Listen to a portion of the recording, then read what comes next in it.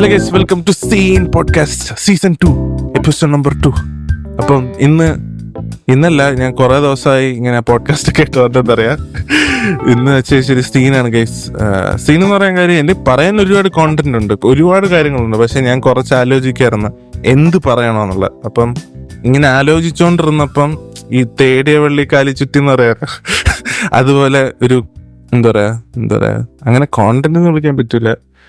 I mean നല്ലൊരു experience, life experience, ഈ ചെറിയ പ്രായത്തിൽ നല്ലൊരു ലൈഫ് എക്സ്പീരിയൻസ് ഷെയർ ചെയ്യാൻ പറ്റുന്ന ഒരാള് എൻ്റെ ഫ്രണ്ടാണ്. അപ്പം പുള്ളി ഒരു ട്രിവാൻഡ്രത്ത് വന്നപ്പം ഞാൻ കൈയോടെ പിടിച്ച് ഇങ്ങനെ പോഡ്കാസ്റ്റ് എടുത്തിട്ട് പോയാൽ മതി എന്ന് പറഞ്ഞു.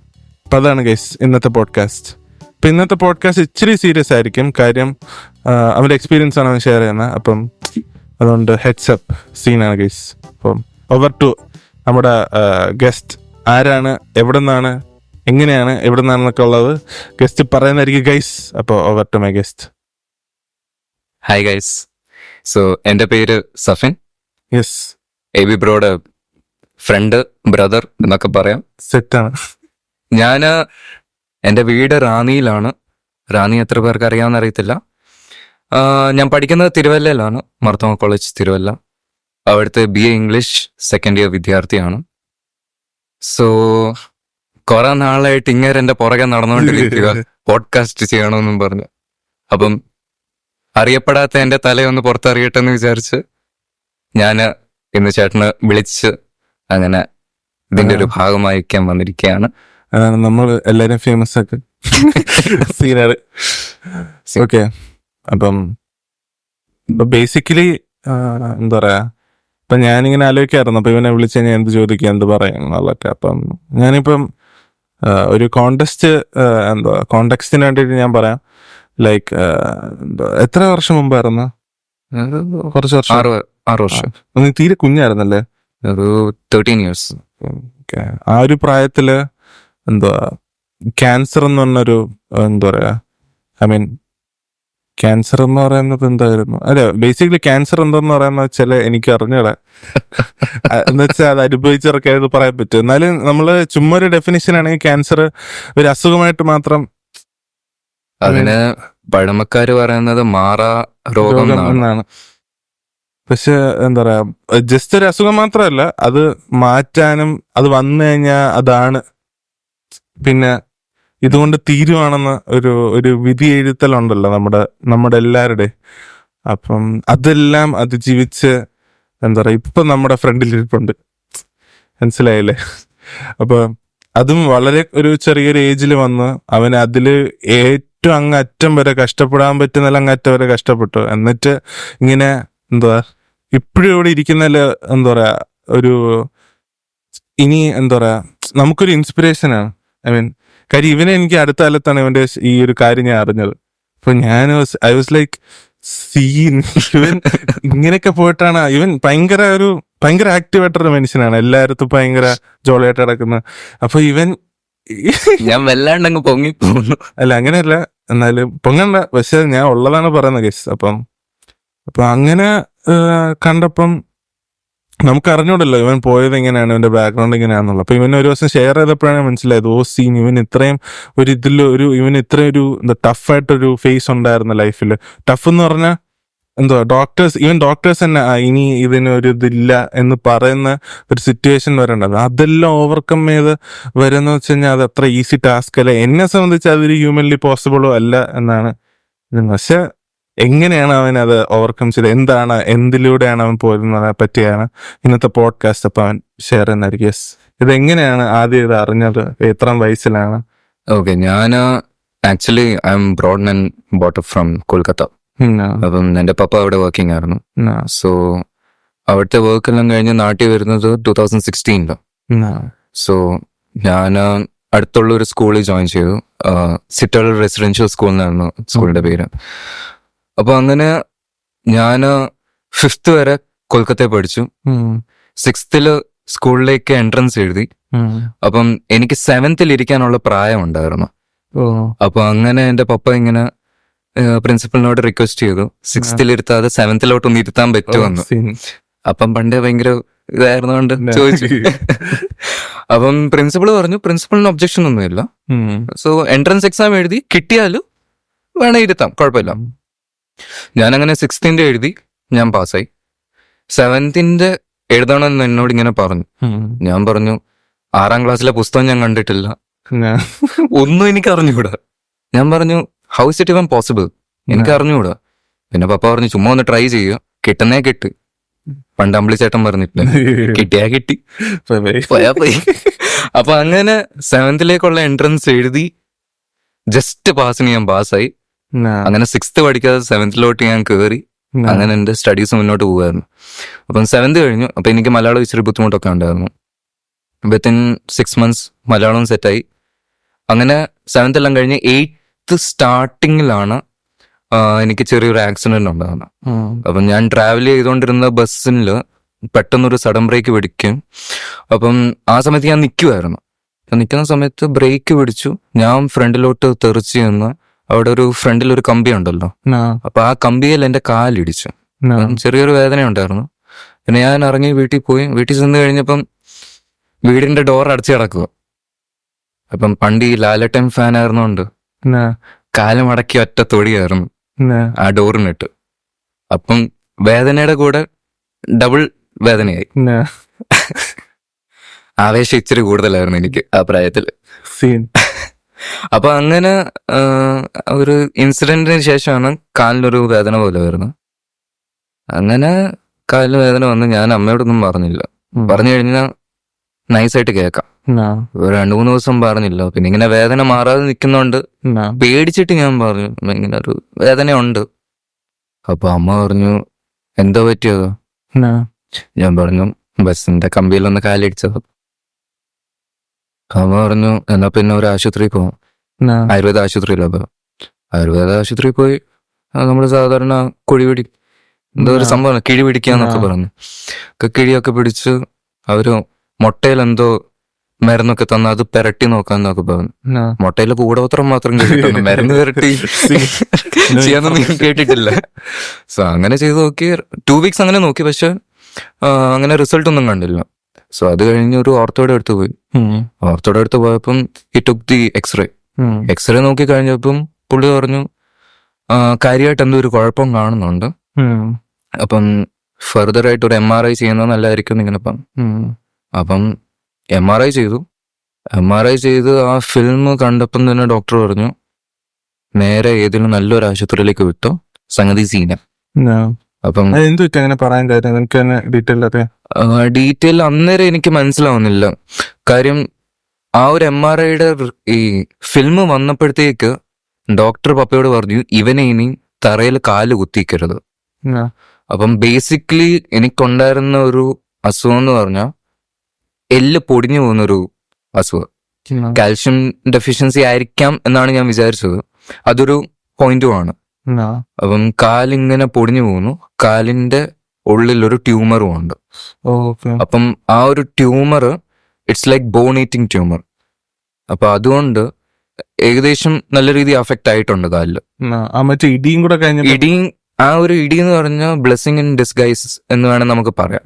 കാര്യം അത് അറിഞ്ഞില്ലായിരുന്നു, അങ്ങനെ ഒരു ചെറിയൊരു ക്രാക്ക് കല്ല് വന്നില്ലായിരുന്നെങ്കിൽ it may be like complicated ആയേനെ. സോ അങ്ങനെ ആ ഒരു MRIയുടെ ഫിലിം കണ്ട് പിന്നെ ഡോക്ടർ ഭയങ്കരമായിട്ട് സീരിയസ് ആയി. ഹി സെഡ് നല്ലൊരു ആശുപത്രി കൊണ്ടുപോകും. അപ്പൊ ആ രാത്രി തന്നെ വി വെന്റ് ടു ഹോസ്പിറ്റൽ. അപ്പൊ അവിടെ കാര്യങ്ങൾ സ്കാനുകളും മറ്റു കാര്യങ്ങളെല്ലാം ചെയ്തു. So they said there is a tumour growing inside my bone. It was my right leg, right knee ആയിരുന്നു. അപ്പം ഒരു മുട്ടി ചിരട്ടയുടെ ഒരു ഭാഗത്താണ് ഇത് അഫക്ട് ചെയ്തിരുന്നത്. So they said they have to do a biopsy. ഒരു ബയോപ്സി ചെയ്ത് കഴിഞ്ഞാൽ they can know if that tumour is cancerous or not. അപ്പം അങ്ങനെ ട്യൂമർ പലതരത്തിലുണ്ടെന്ന് തന്നെ ഞാൻ അന്ന് അറിയുന്നു. I was 12 years old at that time. 12 yearsന്റെ ഏറ്റവും ലാസ്റ്റ് സ്റ്റേജിലോട്ട്. സോ 2017 സെപ്റ്റംബറിലാണ് ഈ കാര്യങ്ങൾ നടക്കുന്നത്. ആൻഡ് അങ്ങനെ വന്നു ബയോപ്സി ചെയ്യണമെന്ന് പറഞ്ഞു. ബയോപ്സി അതൊരു ഇച്ചിരി ടഫായിരുന്നു എനിക്ക്. കാര്യം ഞാൻ ആദ്യമായിട്ടൊരു ഓപ്പറേഷൻ തിയേറ്ററിലേക്ക് പോവുക. അപ്പം ഫ്രണ്ടിൽ എഴുതി വെച്ചിട്ടുണ്ട് മിനി ഓപ്പറേഷൻ തിയേറ്റർ. അപ്പൊ എന്റെ അമ്മയുടെ പേര് മിനി എന്നാ. അപ്പൊ ഞാൻ ഒന്നും നോക്കാതെ അമ്മയെ മനസ്സിൽ ധ്യാനിച്ചുകൊണ്ട് ഞാൻ അകത്തേക്ക് പോയി. ഞാൻ പണ്ട് ഭയങ്കര ചില്ല. അപ്പം ഞാന് മുന്നേ എന്ത് കാട്ടാന വന്ന് നിന്നാലും ഞാൻ ചിരിച്ചോണ്ട് നിൽക്കും. ഞാൻ വലിയ കാര്യത്തിൽ ഓപ്പറേഷൻ അല്ല, ചീല് കേസ്. ഞാൻ അങ്ങനെ അകത്തേക്ക് ചെന്ന് ഡോക്ടർ ഇങ്ങനെ എന്നെ നോക്കി പേടിയുണ്ടോ എന്ന് ചോദിച്ചു. ഈ തൂക്കിക്കൊല്ലാൻ നേരത്ത് അവസാനമായിട്ട് വല്ല ആഗ്രഹം ഉണ്ടോ എന്ന് ചോദിക്കത്തില്ല, അതുപോലെ ഒരു ആവശ്യമില്ലാത്തൊരു ചോദ്യമായിരുന്നു. പേടിയുണ്ടോ? ഞാൻ പറഞ്ഞു ചെറിയ പേടിയുണ്ട്. മുരളി പറഞ്ഞു ഒന്നുകൊണ്ടും പേടിക്കണ്ട, ഓരോ പ്രശ്നം വരത്തില്ല. ഈ പറഞ്ഞ പുള്ളി ഓപ്പറേഷന് മുമ്പ് അനസ്തേഷ്യ തരാൻ മറന്നുപോയി. പുള്ളി പച്ചയ്ക്ക് എന്റെ കാല് മുറിച്ച് ഒരു ചെറിയ നൈഫ് എടുത്ത് കാല് മുറിച്ചിട്ട് പുള്ളി ഞാന് കരയണോ ചിരിക്കണോ എനിക്ക് ഭയങ്കരമായിട്ടും കൺഫ്യൂഷൻ ആയിപ്പോയി. ഞാൻ അലറി അങ്ങ് വിളിക്കുക. പപ്പ അവിടുത്തെ ഒരു സൈഡിലൊരു ഡോറ് പോലുണ്ട്, അപ്പൊ അവിടെ നോക്ക് ചെയ്യുന്നുണ്ട്. അപ്പൊ ഞാൻ ഇവിടെ ഡോക്ടറിനെ തെറിയും വിളിച്ചോണ്ട് അവിടെ കിടക്കുക. ആൻഡ് അങ്ങനെ വന്ന് പുള്ളി ഭയങ്കര ഒരു സീനായിരുന്നു. അത് നല്ല സീനായിരുന്നു. കാര്യം അവര് ഇത് മരവിപ്പിക്കുന്നൊക്കെ പറഞ്ഞു, but they didn't do that. അപ്പം ചെറിയൊരു സ്മോൾ കട്ട് വരുത്തിയിട്ട് വാട്ട് ദേ ഡിഡ് ഇസ്, അതെന്തോ ഒരു ഗൺ പോലത്തെ ഒരു സംഭവം. ഗൺ എന്ന് പറഞ്ഞാൽ ചെറിയൊരു നീഡിലുണ്ട്. So they will inject it to the tumour and they will suck it out. അപ്പം ചെറിയൊരു പോർഷൻ ട്യൂമർ അങ്ങനെ റൈറ്റ്. അപ്പൊ അങ്ങനെ ഒരു സർക്കുലർ സാധനത്തിന് ഒരു ട്യൂബ് പോലത്തെ ഒരു സാധനം. അപ്പൊ അതിങ്ങനെ ട്രിഗർ ചെയ്യുമ്പോൾ അത് താഴോട്ട് പോകും, പിന്നെ അവിടുന്ന് പുള്ള് ചെയ്യും. അപ്പൊ അങ്ങനെ ചെയ്ത് ഈ ട്യൂമർ എടുത്തു സ്റ്റിച്ചൊക്കെ ഇട്ട് വിട്ടു. അപ്പം അങ്ങനെ ചെയ്ത് കഴിഞ്ഞ് ഭയങ്കരമായിട്ട് അങ്ങ് പെയിനാണ്. ഈ എല്ലിന് വരുന്ന വേദന എന്ന് പറഞ്ഞാൽ സാധാരണ വേദനക്കാട്ടിലും ഭയങ്കര ടഫാ. അപ്പൊ അങ്ങനെ പറഞ്ഞ് കുറച്ച് ദിവസം വേദന കാണും. പിന്നെ സ്റ്റിച്ച് വിട്ടിട്ടുണ്ട്, മുട്ടിന്റെ ഭാഗത്ത് സ്റ്റിച്ച് ഇട്ടുണ്ട്, കാല് മടങ്ങിയിരിക്കത്തുള്ളൂ. അപ്പം ബേസിക്കലി കാല് നിവർത്താൻ നമുക്ക് പറ്റത്തില്ല. ആൻഡ് അങ്ങനെ വന്നപ്പോ എനിക്ക് ഭയങ്കരമായിട്ട് ബുദ്ധിമുട്ടായി. കാര്യം കിടക്കാനും പറ്റത്തില്ല, ഇരിക്കാനും പറ്റത്തില്ല. സോ അങ്ങനെ വന്നപ്പോ I was phasing A problem. അങ്ങനെ ഫ്യൂ ഡേയ്സ് ബാക്ക് ഇതിന്റെ റിപ്പോർട്ട് വന്നു ബയോപ്സിയുടെ. ആൻഡ് ബയോപ്സിയുടെ റിസൾട്ട് വന്നപ്പോൾ ഇറ്റ്സ് കോൾഡ് ഓസ്റ്റിയോസാർക്കോമ, ബോൺ ക്യാൻസർ. അപ്പം ഈ ഹാപ്പി ന്യൂസ് അറിയുന്നത് എന്റെ ബർത്ത്ഡേയുടെ ദിവസമാണ്. It's October 13th. 13ാമത്തെ വയസ്സിലോട്ട് കടന്നപ്പോ ആദ്യം അറിയുന്ന വാർത്ത I was A cancer patient. അപ്പം അങ്ങനെ ആ ഒരു നല്ല വാർത്ത അറിഞ്ഞ് ഞാനിങ്ങനെ അപ്പൻ രാവിലെ ചെന്ന് ഇഡ്ഡലിയും വടയും എല്ലാം മേടിച്ചോണ്ട് വന്ന് കഴിച്ച്. അപ്പം ഇത് കഴിച്ചതിന് ശേഷം പപ്പ റിസൾട്ട് മേടിക്കാൻ പോകുന്നു. അപ്പൊ ഞാൻ കഴിച്ച് നല്ല സെറ്റായിട്ട് ഇരിക്കുന്ന സമയത്താണ് പപ്പ പറയുന്നത് ഇതിന്റെ റിസൾട്ട് പോസിറ്റീവാ, ക്യാൻസറോ. അപ്പൊ I was like what is this, cancer എന്തോ? Like at the age of 13 we don't know what cancer is. അപ്പം ഞാൻ വിചാരിച്ചു ജസ്റ്റ് പനി പോലെ വരുന്ന എന്തെങ്കിലും സംഭവമായിരിക്കും. അപ്പൊ എന്റെ അങ്കിളിന് ഇങ്ങനെ ഒരു ട്യൂമർ വന്നിട്ടുണ്ടായിരുന്നു. It was on his neck, കഴുത്തിന്റെ പുറകിലായിട്ടായിരുന്നു. അപ്പം എനിക്കന്ന് 7-8 വയസ്സേ ഉള്ളൂ. പുള്ളി അത് ട്യൂമർ എടുത്തു, പുള്ളിക്കെല്ലാം ഓക്കെ ആയി. അപ്പൊ ഞാനും വിചാരിച്ച് ഇങ്ങനൊരു ട്യൂമർ ഉള്ളപ്പം അതെടുത്ത് മാറ്റും, എല്ലാം സെറ്റാവും. പക്ഷെ ഞാൻ വിചാരിച്ചതിനെക്കാട്ടിലും കാര്യങ്ങളെല്ലാം ഓപ്പോസിറ്റ് ആയിരുന്നു. അപ്പം ഇതിന്റെ റിസൾട്ട് വന്ന് ഒരാഴ്ചക്ക് ശേഷം എന്നോട് പറഞ്ഞു കീമോതെറാപ്പി സ്റ്റാർട്ട് ചെയ്യണം. അപ്പൊ അങ്ങനെ കീമോതെറാപ്പി സ്റ്റാർട്ട് ചെയ്തു. അപ്പൊ എനിക്ക് കൊച്ചിലെ തൊട്ട് മുടി വളർത്തുന്നത് ഭയങ്കര ഇഷ്ടമാണ്. നല്ലപോലെ കട്ട മുടിയായിരുന്നു. മുടിയൊക്കെ വളർത്തി വന്ന ഒരു സമയത്താണ് കീമോ ചെയ്യണമെന്ന് പറഞ്ഞു. അപ്പം കീമോ ചെയ്യുമ്പം ശരീരത്തിലെ എല്ലാ മുടിയും കൊഴിഞ്ഞു പോകും. അപ്പൊ അങ്ങനെ ഒരു ഫേസ് വരണ്ടെന്ന് വിചാരിച്ച് എന്റെ മുടി മൊത്തം മൊട്ടയടിപ്പിച്ചായിരുന്നു. That was awkward stage. Face ചെയ്യുന്ന ആൾക്കാരെ ഫേസ് ചെയ്യാൻ എനിക്ക് ഭയങ്കര ഒരു പേടിയാണ്. അങ്ങനെ വന്ന് ആദ്യത്തെ ഒരു കീമോ കഴിഞ്ഞു. കീമോ വാസ് ലൈക്ക് ജീവൻ മരണ പോരാട്ടം എന്നൊക്കെ പറയത്തില്ല. ഞാൻ എൻ്റെ ഈ കയ്യിലെ ഒരു മാർക്ക് കാണാമെങ്കിൽ, അത് കാണാമെന്ന് എനിക്കറിയത്തില്ല, ഒരു കാത്തറ്റർ ഉണ്ട്. അതെന്ന് പറഞ്ഞ ഒരു tube. That tube goes right through the vein. ആ വെയിനിൽ കൂടെ ഹാർട്ടിലോട്ടാണ് ആ മെഡിസിൻ പമ്പ് ഔട്ട് ആവുന്നത്. സോ അങ്ങനെ വലിയൊരു ട്യൂബ് ഇവിടുത്തെ കൈയുടെ ഈ ഞരമ്പ് മുറിച്ചിട്ട് ഞരമ്പിനകത്തൂടെ ഇട്ട് അങ്ങനെയാണ് ചെയ്യുന്നത്. Chemo is like the highest dose of medicine. കുളിര് വരുന്ന എനിക്ക് എന്ത് പറയണമെന്ന് അറിഞ്ഞു. സോ അപ്പം ഈ കാത്തറ്റർ എല്ലാം ഇട്ടിട്ട് ഇവിടെയും സ്റ്റിച്ച് ഒക്കെ ചെയ്ത് വെച്ചു ആ കാത്തറ്റർ. സോ അതിലൂടെയാണ് കീമോ പാസ് ചെയ്യുന്നത്. അപ്പം കീമോ പാസ് ചെയ്യുമ്പോൾ ഒരു തണുത്ത സെൻസേഷൻ ഒക്കെ നമുക്കറിയാം മെഡിസിൻ പോകുന്നത്. അത് കറക്റ്റ് ഹാർട്ടിലോട്ട് വരുന്ന അറിയാമല്ലേ? ഹാർട്ടിലോട്ട് പമ്പ് ആവുന്നത് നമുക്ക് അറിയത്തില്ല, ബട്ട് വെയിൻസിലൂടെ പോകുന്നത് നമുക്ക് പെട്ടെന്ന് മെഡിസിന് ആ ട്യൂബിൽ നിന്ന് ഫ്ലഷ് ഔട്ട് ആവുമ്പോൾ വെയിൻസിലോട്ട് കയറുന്നത് നമുക്കറിയാൻ പറ്റും. അപ്പൊ അങ്ങനെ ഫസ്റ്റ് കീമോ കഴിഞ്ഞ് ഞാൻ ഭയങ്കരമായിട്ട് അങ്ങ് ക്ഷീണിച്ചു. ലൈക്ക് ആ ടൈമിൽ ഐ വാസ് ഓൺലി 28 kilos. അപ്പം ഈ പോഡ്കാസ്റ്റിന്റെ അവസാനം എന്റെ കൊച്ചിലത്തെ ഫോട്ടോസൊക്കെ ഞാൻ കാണിക്കാം. എനിക്ക് അയച്ചു. അപ്പം അങ്ങനെ മെഡിസിൻ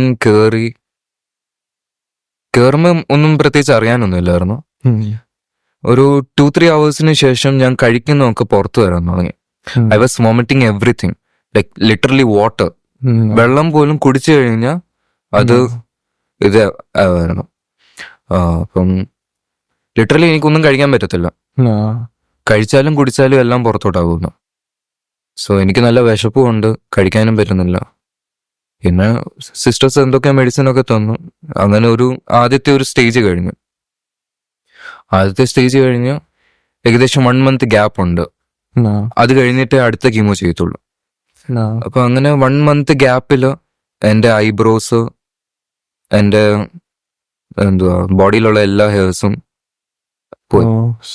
അപ്പൊ അങ്ങനെ ഒറ്റ നോട്ടത്തിൽ കണ്ടു കഴിഞ്ഞാൽ ആണാന്നോ പെണ്ണാന്നോ എന്ന് അറിയാൻ പറ്റാത്ത രീതിയിൽ എനിക്ക് തന്നെ എന്റെ ഐഡന്റിറ്റി മനസ്സിലാവുന്നില്ല. Am I a human? അങ്ങനെ ഒരു ക്വസ്റ്റ്യൻ വരെ എന്റെ മനസ്സിൽ വന്നു. പിന്നെ സെക്കൻഡ് കീമോ അതുപോലെ തന്നെ പോയി. സെക്കൻഡ് കീമോയിലും വലിയ വ്യത്യാസങ്ങളൊന്നും ഇല്ലായിരുന്നു. കഴിക്കുന്നൊക്കെ ഞാൻ ഛർദിക്കുമായിരുന്നു. അങ്ങനെ വന്ന് I was totally like exhausted with this thing. So അപ്പൊ അങ്ങനെ സെക്കൻഡ് കീമോയ്ക്ക് ശേഷം second chemo it was like the first chemo only. വലിയ വ്യത്യാസങ്ങളൊന്നും ഇല്ലായിരുന്നു. സെക്കൻഡ് കീമോ കഴിഞ്ഞ് I faced another problem. It was like എനിക്ക് ചിക്കൻ പോക്സ് എൻ്റെ ഇടയ്ക്ക് വന്നു സെക്കൻഡ് കീമോ കഴിഞ്ഞ ഉടനെ. സോ അത് അറിയാൻ സാധിച്ചത് ആശുപത്രിയിൽ ഇരുന്ന് ആർക്കോ വന്നത്, അത് പകർന്നു കിട്ടിയത്. സോ അങ്ങനെ കീമോ കഴിഞ്ഞ് ഇങ്ങനെ ഒരു സംഭവം വന്നു കഴിഞ്ഞപ്പം അത് ബോഡിക്ക് പെട്ടെന്ന് ഇതാവത്തില്ല. ഞാൻ ഭയങ്കരമായിട്ട് ഇതാണ്, ഭയങ്കര പെയിനും അങ്ങ് എക്സോസ്റ്റഡ് പോയി. പിന്നെ ഫേസ് ചെയ്തൊരു കാര്യം എന്ന് പറഞ്ഞാൽ ഞങ്ങൾ താമസിച്ചത് മർത്തോമ ചേർച്ചിന്റെ ഒരു ഗൈഡൻസ് ഹോമിലാണ്. അപ്പം ഈ ചിക്കൻ ബോക്സ് വന്നു കഴിഞ്ഞപ്പം they requested us to go out from there. കാര്യം ചിക്കൻ ബോക്സ് പെട്ടെന്ന് പകരാൻ സാധ്യതയുള്ളൊരു ഇതാണ്. അപ്പൊ അവിടെ വേറെ ഉള്ള പേഷ്യൻസിനും അത് വന്നു കഴിഞ്ഞാൽ അത് എല്ലാവർക്കും ബുദ്ധിമുട്ടാവും. So they pleaded to us. പപ്പയോട് ഇങ്ങനെ പറഞ്ഞു പറ്റുമെങ്കിൽ ഒന്ന് കൊണ്ടുപോയായിരുന്നേ നല്ലതായിരുന്നു. സോ ഞങ്ങൾക്ക് ആർക്കും ഇവിടെ പരിചയമില്ലാത്ത സ്ഥലമായിരുന്നു. അപ്പൊ എൻ്റെ അങ്കിള് സീരിയൽ സിനിമ ഫീൽഡിലൊക്കെ വർക്ക് ചെയ്യുന്ന ഒരാളാണ്. മോഹൻ ഐരൂർ എന്നാണ് അദ്ദേഹത്തിന്റെ പേര്. സോ അദ്ദേഹത്തിനൊരു ഫ്ലാറ്റ് അടുത്തുണ്ടായിരുന്നു. സോ ഞാൻ അപ്പച്ചൻ എന്നാണ് വിളിക്കുന്നത്. സോ അപ്പച്ചൻ എന്നോട് പറഞ്ഞു അങ്ങോട്ട് പോവാം, ഫ്ലാറ്റിലോട്ട് പോവാം, പിന്നെ പേടിക്കേണ്ട കാര്യമൊന്നുമില്ലെന്ന് പറഞ്ഞു. അപ്പൊ അങ്ങനെ ഒരു ചിക്കൻ ബോക്സിന്റെ സമയത്ത് പോലും God provided people to help. അപ്പൊ അങ്ങനെ സെക്കൻഡ് കീമോയുടെ ആ ഒരു ഗ്യാപ്പിലാണ് ചിക്കൻ ബോക്സും വരുന്നത്. അത് കഴിഞ്ഞ് 1 month ഗ്യാപ്പിനുള്ളിൽ എല്ലാം റിക്കവർ ആയി. തേർഡ് കീമോയുടെ സമയമായപ്പോഴത്തേക്ക് എൻ്റെ കണ്ടീഷൻ ഭയങ്കരമായിട്ട് അങ്ങ് വേഴ്സായി. പറഞ്ഞാൽ എനിക്ക് രാത്രിയിൽ ഉറക്കമില്ല, എനിക്ക് കിടക്കാൻ പറ്റുന്നില്ല, പകൽ ഉറങ്ങാൻ നോക്കിയാൽ പകലും ഉറങ്ങാൻ പറ്റുന്നില്ല. ബേസിക്കലി കാലിലൊന്ന് ചെറുതായിട്ടൊരു ചെറിയൊരു മൂവ്മെന്റ് ഉണ്ടായാൽ പോലും it was a huge pain. അപ്പൊ ഇത് ഡോക്ടേഴ്സിനോട് പറഞ്ഞപ്പം they told me to have this morphine tablets. Morphine is like the highest dose of medicine. അപ്പൊ അത് ഗൂഗിൾ ചെയ്യാമെങ്കിൽ അറിയാം, അത് ഭയങ്കര ഡോസ് ഉള്ള it is considered as a drug. അതായത് ഈ കഞ്ചാവ് വലിക്കുന്ന പോലെ തന്നെ ആ ഒരു എഫക്റ്റ് ആണ് ഒരു മോർഫിൻ ടാബ്ലറ്റ് കഴിച്ചാൽ. Within A span of 1 month, അതായത് 30 ദിവസം കൊണ്ട് അറൌണ്ട് 150 മോർഫിൻ ടാബ്ലറ്റ്സ് ആണ് ഞാൻ കഴിച്ചു തീർത്തത്. പക്ഷേ ഡോക്ടർ പ്രിസ്ക്രൈബ് യെസ്. കാര്യം ആ ഒരു മെഡിസിൻ ഇല്ലാതെ എനിക്ക് രാത്രിയിൽ ഉറങ്ങാൻ പറ്റത്തില്ല. കാര്യം ഇപ്പം ഉറക്ക ഗുളിക കഴിച്ചാലും ആ ഒരു എക്സ്റ്റെൻഡ് വരെ പറ്റത്തുള്ളൂ. ബട്ട് മോർഫിൻ ഇസ് ലൈക്ക് നല്ലൊരു സ്ലീപ്പും കിട്ടും, ബോഡിക്ക് അതൊരു ഹീലിംഗ് ടൈമും ആയിരിക്കും. അപ്പം ഞാൻ ഒരു മോർഫിൻ ടാബ്ലറ്റ് രാവിലെ ഭക്ഷണത്തിന് ശേഷം കഴിച്ചാൽ ഒരു 3-4 മണിക്കൂർ നല്ല ഉറക്കമായിരിക്കും, ചുറ്റും നടക്കുന്നൊന്നും അറിയാൻ പറ്റത്തില്ല, പിന്നെ നല്ല സെഡേഷൻ പോലെ തന്നെ. സോ അങ്ങനെ ഒരു 150 ടാബ്ലറ്റ്സ് ആണ് 1 monthലുള്ളിൽ ഞാൻ കഴിച്ചു തീർത്തത്, ക്യാപ്സ്യൂൾസ് ആണ്. ആൻഡ് അത് എനിക്ക് ഭയങ്കരമായിട്ട് അങ്ങ് അഡിക്ഷൻ പോലെ. കാര്യം ആ 1 month കഴിഞ്ഞ് എനിക്ക് ഇത് വേണം. ഞാൻ ഇങ്ങനെ എനിക്ക് ഉറങ്ങാനും പറ്റുന്നില്ല. മോർഫിൻ ടാബ്ലറ്റ്സ് തീർന്നു കഴിഞ്ഞപ്പോൾ തൊട്ട് എനിക്ക് ഭയങ്കരമായിട്ട് അങ്ങ് ഞാൻ വയലന്റ് ആവുന്ന പോലെ എനിക്ക് തന്നെ തോന്നി. പിന്നെ ഡോക്ടേഴ്സ് പറഞ്ഞു ഇനി അധികം കൊടുക്കുന്നത് നല്ലതല്ല. 3rd കീമോ കഴിയുന്ന ഒരു ടൈം ആയപ്പോഴത്തേക്ക് വേദനയും ഭയങ്കരമായിട്ട് അങ്ങ് കൂടി. അപ്പൊ ഈ ബയോപ്സിയുടെ കേസ് ഞാൻ പറഞ്ഞില്ല, ബയോപ്സി ചെയ്തപ്പം ഈ ട്യൂമർ ലാബിലേക്ക് അയക്കാൻ വേണ്ടിയിട്ട് ട്യൂമർ എടുത്ത.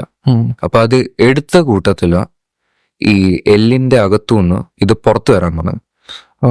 അപ്പൊ ആ ഒരു ഹോള് അവര് ഇട്ടപ്പം the tumour was coming out from there. ആ ഒരു എല്ലിന്റെ അകത്ത് നിന്ന ട്യൂമർ അത് പതിയെ പുറത്തോട്ട് വരാൻ തുടങ്ങി. സോ അങ്ങനെ വന്നപ്പം നല്ല ഗ്രോത്ത് സ്റ്റാർട്ടായി ആ ട്യൂമറിന്റെ. So if the tumour starts to grow, പെട്ടെന്ന് ഗ്രോത്ത് ഉണ്ടാവുകയാണെങ്കിൽ there is a chance of spreading to the lungs. അപ്പൊ ആ ക്യാൻസർ സെല്ല് ലങ്സിലോട്ട് അഫക്റ്റ് ആയി കഴിഞ്ഞാൽ ഡിഫിക്കൽട്ട് ആവില്ലേ പിന്നെ ക്യൂർ?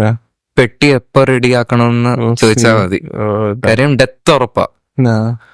അപ്പം അത് യൂഷ്വലി ആവുന്നത് 4th സ്റ്റേജിലാണ്. 4th ആണ് ലാസ്റ്റ് സ്റ്റേജ്. അപ്പൊ അവിടെ ആണ് ഈ ലങ്സിലും ഒക്കെ സ്പ്രെഡായി പിന്നെ ആൾക്കാർ മരിച്ചു പോകുന്നത്. എന്റേത് കണ്ടുപിടിച്ചത് 1st സ്റ്റേജിൽ തന്നെ ആയിരുന്നു. പക്ഷെ ഇങ്ങനെ ഒരു കോംപ്ലിക്കേഷൻ അതിന്റെ ഇടയ്ക്ക് വന്നു. അങ്ങനെ ബയോപ്സി ചെയ്തു, എല്ലിനകത്തിരുന്ന ട്യൂമർ പുറത്തു വന്ന ആ ഒരു ഗ്രാജുവൽ ഗ്രോത്ത് അങ്ങനൊക്കെ വന്നാണ് ആ ഒരു 3rd കീമോയിൽ തന്നെ കോംപ്ലിക്കേഷൻസ് വന്നത്. അങ്ങനെ കോംപ്ലിക്കേഷൻസ് റിപ്പോർട്ട് ചെയ്തപ്പം ഡോക്ടേഴ്സ് അവരെന്റെ പേരൻസിനോട് നല്ല കൂളായിട്ട് പറഞ്ഞു കാല് മുറിച്ച് കളഞ്ഞേക്കാം. സോ നീ കാല് മുറിച്ച് കളഞ്ഞില്ലെങ്കിൽ there is a high chance of cancer spreading to the lungs. So അങ്ങനെ മൈ പേരൻസ് ടോൾഡ് ദാറ്റ് അത് വേണ്ട, കാല് വെച്ചോണ്ടുള്ള പരിപാടികൾ ചെയ്താൽ മതി, മാറ്റിക്കൊണ്ടുള്ള പരിപാടികളൊന്നും വേണ്ട. അപ്പം ഡോക്ടേഴ്സ് പറഞ്ഞു അത് പറ്റത്തില്ല, അത് റിസ്ക് ആണ് വെക്കുന്നത്. അപ്പൊ മൈ പേരൻസ് ടോൾഡ് ദാറ്റ് വേറൊരു opinion they have to take. വേറൊരു ഹോസ്പിറ്റലിൽ ചെന്ന്, സോ ഞങ്ങള് വെല്ലൂർ ഹോസ്പിറ്റലിലാണ് നെക്സ്റ്റ് പോയത്. അപ്പം വെല്ലൂർ ചെന്ന് കഴിഞ്ഞപ്പം it was A new ambience, new place. എൻ്റെ ഫസ്റ്റ് ടൈം ആണ് അവിടെ. ആൻഡ് തൃശ്ശൂർ പൂരത്തിന് കണ്ടിട്ടില്ലാത്ത ആൾക്കാരാ. പറഞ്ഞ ഇത്രയ്ക്ക് ക്രൗഡഡാ, നമുക്ക് നിന്ന് തിരിയാൻ സ്ഥലമില്ലെന്ന് പറയത്തില്ല, അതുപോലെ ആൾക്കാരാ. സോ അവിടുത്തെ ഒരു പോപ്പുലേഷൻ എന്ന് പറഞ്ഞാൽ more than 50% people are from Bangladesh. Bangladesh, Kolkata, Assam, അതിന് ബംഗാളീസ് ആണ് കൂടുതലും അവിടെ ഉള്ളത് പേഷ്യൻസ് ആയിട്ട്.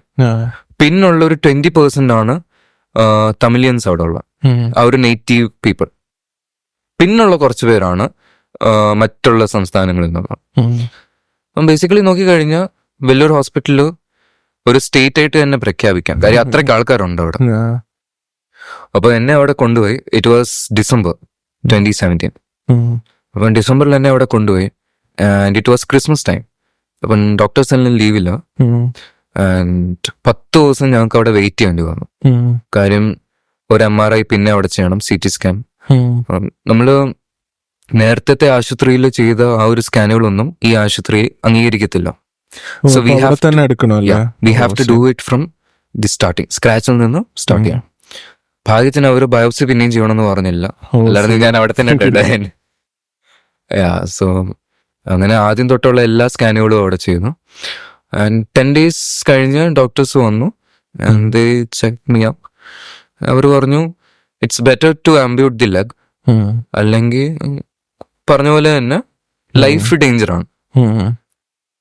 സോ പപ്പ ഇങ്ങനെ ഭയങ്കരമായിട്ട് ഇമോഷണലായി. പപ്പയും അമ്മയും ഉണ്ടായിരുന്നു. ബോത്ത് വേറെ ഇമോഷണൽ. ലൈക്ക് അവർ ഇത്ര ഇമോഷണൽ ആയിട്ട് ഞാൻ കണ്ടിട്ടില്ല ലൈഫിൽ. ആൻഡ് പപ്പ ഇങ്ങനെ റിക്വസ്റ്റ് പറഞ്ഞാൽ വേറെ പേഷ്യൻസ് അവിടെ ഡോക്ടറിനെ കാണാൻ വെയിറ്റ് ചെയ്തുകൊണ്ടിരിക്കുക. ആൻഡ് ഹീസ് ലിറ്ററലി ലൈക്ക് ഡോക്ടറിന്റെ കാല് പിടിക്കുക. And I was devastated. Like എൻ്റെ അപ്പൻ എനിക്ക് വേണ്ടിയിട്ട് ഒരാളുടെ കാല് പിടിക്കുക എന്ന് പറഞ്ഞാൽ ലൈക്ക് ഈ ക്യാൻസറിനെക്കാട്ടിലും വലിയ വേദനയാണ് അത്. ഡോക്ടർ പറഞ്ഞു, അപ്പൻ കാല് പിടിച്ചുകൊണ്ട് മാത്രം ഡോക്ടർ പറഞ്ഞു there is A risk but ഞങ്ങൾ നോക്കാം. ആ ഒരു ഒറ്റ വാക്കായിരുന്നു ഡോക്ടർ പറഞ്ഞു, ഞങ്ങൾ നോക്കാം. അത് നോർത്ത് ഇന്ത്യൻ ഡോക്ടറാണ്. അപ്പം ഞാനും നോർത്ത് ഇന്ത്യക്കാരനായതുകൊണ്ട് വി ഹാഡ് സം ബോണ്ട് അവിടെ ഉണ്ടായി. ആൻഡ് അങ്ങനെ ഡോക്ടർ പറഞ്ഞു റിസ്ക് ഉണ്ടെങ്കിലും വി ക്യാൻ ട്രൈ. അപ്പം പിന്നെ അവിടെ ചെന്നൊരു കീമോ അവിടെ ചെയ്തു. കീമോ ചെയ്തു.